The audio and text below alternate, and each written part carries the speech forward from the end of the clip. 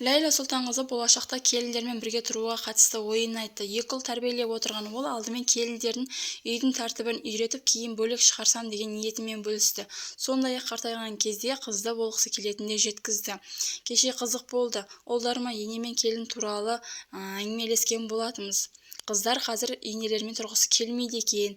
Оны біреулер дұрыс деп санаса, біреулер дұрыс емес деп те санап жатыр. Сендер қалай ойлайсыңдар деген кезде бір үйде бірдей тәрбие алып отырған 16 жасар Сағдат олай болмайды, мен сізбен тұрамын деп бірден жауап берсе, Сардар қыздан да ойы дұрыс қой.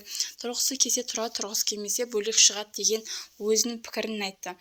Бұл тақырып бітпейтін дау екені түсінікті, дегенмен барлық жағдайда тікелей өзімізге байланысты.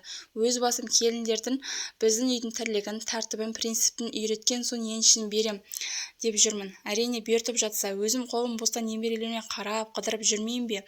Әлде қартайған кезде бір қыз туып алсам ғой деп оны да армандап қоям. Әрине бертіп жатса, бұл да болып қалар деп тележүргізуші өз парақшасында жариялаған болатын. Видеоның соңына дейін тыңдағандарыңызға рахмет. Лайк басуды, каналға тіркелуді ұмытпаңыздар. Өз пікірлеріңізді жазып кетіңіздер. Мен сіздерді жақсы көремін.